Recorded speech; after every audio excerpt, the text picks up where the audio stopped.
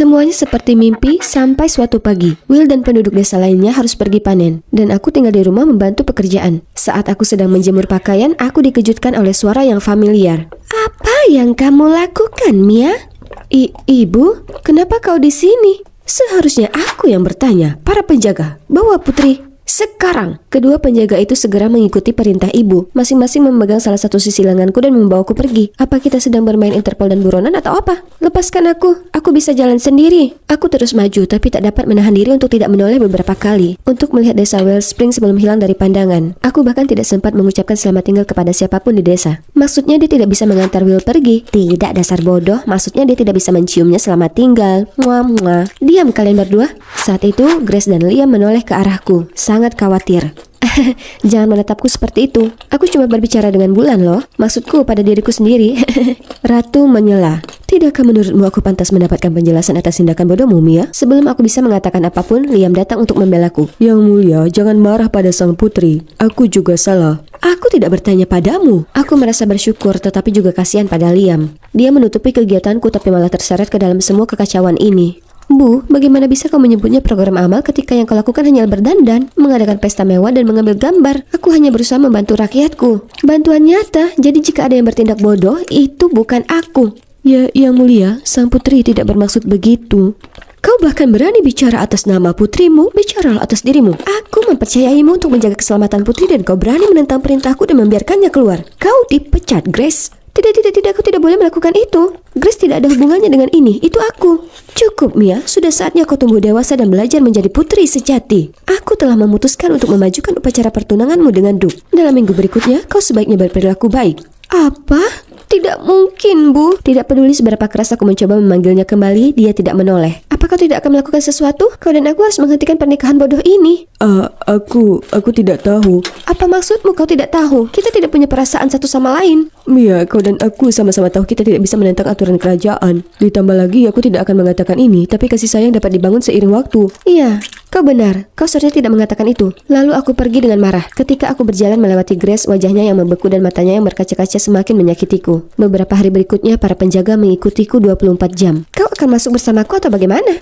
Maaf Yang Mulia, aku akan menunggu di luar. Di lain waktu, karena merasa sangat bosan, aku berjalan-jalan di sekitar istana. Kenapa kau mengikutiku dari belakang seperti itu? Apa aku tawananmu? Maaf Yang Mulia. Lalu dia dengan cepat berjalan di depanku memimpin jalan. Beraninya kau berjalan di depanku, memangnya kau raja? Maaf. Jadi dia memperlambat langkahnya dan berjalan berdampingan denganku. Hei, kau bukan temanku untuk berjalan di sampingku seperti itu. Yang Mulia, aku tidak diizinkan berjalan di belakang, di depan, atau di sampingmu. Tolong beritahu aku di mana aku harus berada. Tidak bisakah dia mencari tahu sendiri? Aku pergi, meninggalkannya meratap. Sungguh memalukan. Yang Mulia. Tentu saja kali ini aku tahu tidak mungkin aku bisa kabur dari istana. Karena tidak ada orang atau tempat untuk meminta bantuan, aku hanya bisa mencari penghiburan dari ayah. Setiap hari aku pergi ke kamarnya, mengobrol atau membacakan buku untuknya. Aku merindukan semua kenangan terindah saat kami berdua berpergian dan bersenang-senang bersama. Saat itu Halloween ketika usiaku 10 tahun. Ayah dan aku berdandan seperti Anna dan Elsa tanpa memberitahu siapapun dan muncul di depan rumah seseorang. Trick or treat. Raja Daniel? Bukan, salah rumah. Maaf. Ternyata pria itu seorang reporter, jadi dia langsung mengenali ayah. Astaga, saat itu sangat lucu sampai-sampai kupikir aku mengompol saat berlari. Namun hari-hari bahagia tanpa beban itu sudah lama berlalu. Meskipun aku tahu ayah sedang tidur lelap, aku tetap mencurahkan isi hatiku menceritakan semua yang telah terjadi. Dari betapa ibu sangat mengontrol dan tegas hingga petualanganku yang menakjubkan dengan Will di desa. Dan bahwa aku akan segera menikah dengan seseorang yang tidak kusukai. Aku sangat merindukanmu. Tolong bangun dan akhiri semua ini. Aku bahkan tidak bisa berbicara dengan ibu lagi. Kemudian aku mendapati diriku terisak-isak di samping ayah. Beberapa hari berikutnya aku tidak bisa berhenti memikirkan Will dan penduduk desa. Apakah dia tahu aku akan segera menikah? Saat itu aku mendengar pembantu bicara di sudut. Apa kau sudah dengar tentang orang gila yang coba masuk ke istana? Ya, dia mencoba menyamar sebagai pemasok makanan lalu sebagai pengemudi truk sampah. Dan bahkan mengambil resiko bersembunyi di dalam lemari pendingin ikan hanya untuk melewati tembok. Tiba-tiba aku merasakan jantungku berdebar kencang. Seperti apa rupanya? Apa kau tahu namanya?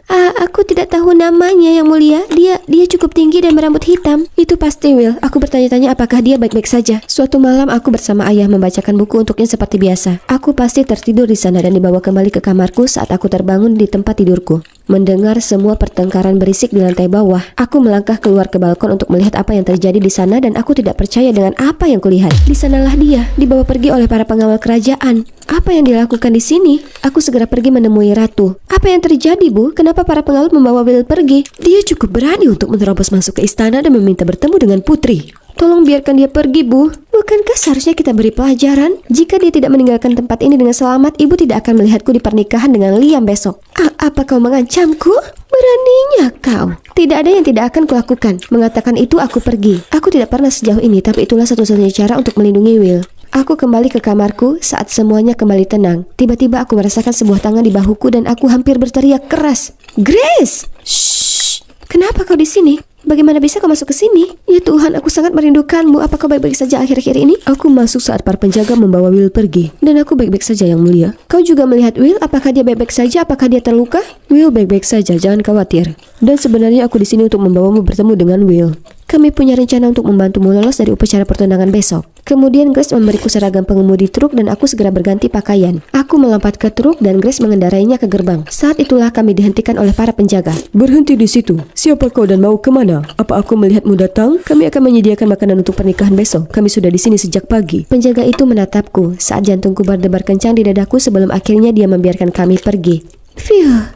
Keluar dari istana, Grace langsung membawa kami melintasi hutan dengan kecepatan lebih cepat dari Flash yang mengemudikan truk. Pelan-pelan saja, Grace. Tapi dia tidak menjawabku. Malah dia mempercepat laju mobil. Aku berpegangan pada mobil saat jantungku hampir melompat keluar dari dadaku. Dan kami akhirnya berhenti. Saat aku keluar dari mobil, aku menyadari kami berdiri di dekat tebing berbatu. Bukankah kau bilang kita akan bertemu dengan Will? Kenapa kita di sini? Kelihatannya agak menakutkan, tapi saat aku berbalik, Grace berada tepat di belakangku. Grace, apa yang kau lakukan? Aku berbohong padamu. Tidak ada kesepakatan antara Will dan aku. Cuma kita berdua di sini.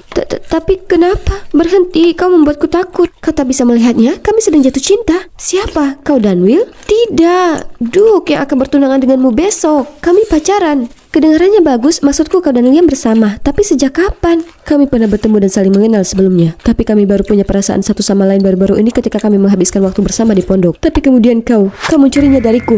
Tiba-tiba, Grace menerjang untuk mendorongku ke ujung tebing. Tidak. Kau tahu bahwa Liam dan aku, kita berdua tidak menginginkan pernikahan ini. Sebelum aku bisa menyelesaikannya, Grace menangis terseduh-seduh. Aku tahu itu, aku tahu kau juga tidak menginginkannya. Tapi Liam dan aku, kami membicarakannya dan dia berkata tidak mungkin kami bisa bersama karena aku melepaskan status bangsawan. Dan aku cuma rakyat jelata sekarang. Dan lebih buruknya, sepertinya Liam mengikuti perintah kerajaan dan menerima pernikahan ini. Aku tidak tahu harus berbuat apa lagi. Aku tidak pernah melihat sisi dirinya yang seperti ini. Bagiku, Grace selalu menjadi pengawal yang paling tangguh dan paling bertanggung jawab yang melindungiku dalam segala hal. Tapi bagaimanapun juga dia hanya seorang gadis. Aku memeluknya dengan hangat dan merasakan air mata mengalir di wajahku juga.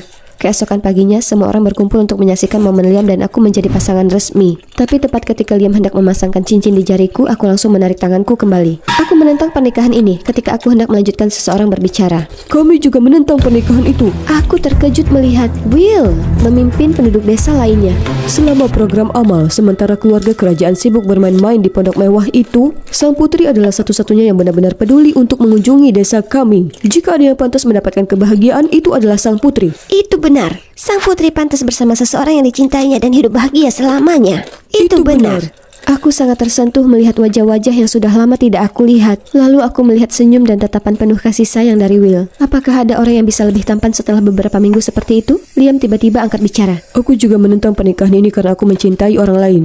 Grace, dulu aku pengecut karena tidak menentang perintah kerajaan. Aku pikir aku ingin membalas raja karena telah membantu ayahku di masa lalu. Namun, putri dan semua orang di sini membuatku sadar bahwa aku hanya punya satu kehidupan untuk dijalani. Dan aku tidak mampu menyakiti siapapun, tidak Grace, tidak juga Tuan Putri. Kerumunan orang menjadi kacau dan aku bisa merasakan Ratu marah besar.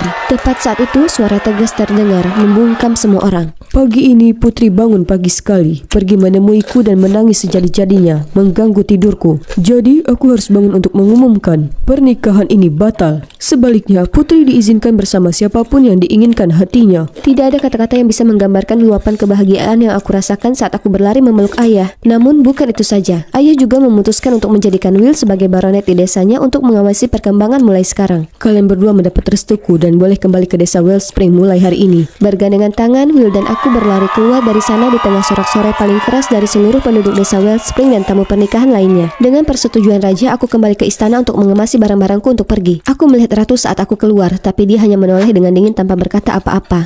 Kurasa beberapa hal tidak pernah berubah. Ketika semuanya sudah siap, Markus tiba-tiba datang menemuiku. Yang mulia, Ratu benar-benar sangat mencintai dan peduli padamu. Benarkah? Dia bahkan tidak repot-repot mengantarku.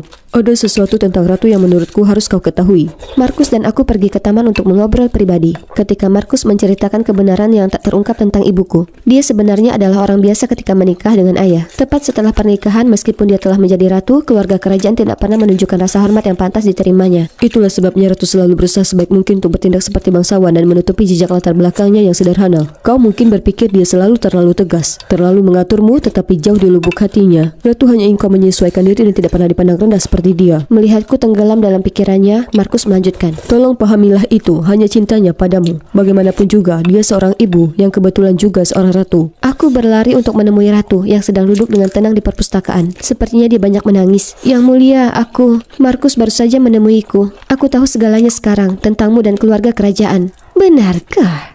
Melihatnya masih memasang muka dinginnya, aku berlari memeluknya. Sesuatu yang sudah lama tidak kulakukan. Kau bisa saja mengatakan padaku betapa beratnya yang harus kau lalui. Kau bisa mengandalkanku saat keadaan sulit. Katahu, kita keluarga. Aku merasakan air mata hangat di punggungku. Aku minta maaf, Mia. Aku begitu mengendalikanmu sampai-sampai aku lupa bahwa kau selalu menjadi putriku yang baik dan manis. Aku berusaha membantumu, tapi aku lupa bahwa aku tidak memberimu bantuan yang tepat. Maafkan aku, sayangku. Dengan restu ratu, aku pergi ke Wellspring bersama Will. Dan 3 tahun telah berlalu sejak itu. Aku telah membangun keluarga kecil untukku. Mama, Papa, lihat siapa yang datang. Aku menoleh dan melihat raja dan ratu mendekati kami. Lihat betapa anak laki-lakiku telah tumbuh besar. Semuanya tampak berbeda di sini. Aku hampir tidak mengenali tempat ini lagi. Semua berkat putri yang telah membawa banyak ahli pertanian ke sini. Hasil panen kami lebih baik dari sebelumnya dan kami memiliki lebih dari cukup makanan untuk semua orang. Sekarang kami juga berdagang dengan kota-kota lain. Benar sekali. Kami juga memiliki air minum sekarang. Dan para lelaki kembali untuk membantu membangun desa juga. Wah, Mia kecilku telah menjadi putri yang hebat ya. Bukan aku. Itu berkat restu dari kalian berdua yang mulia.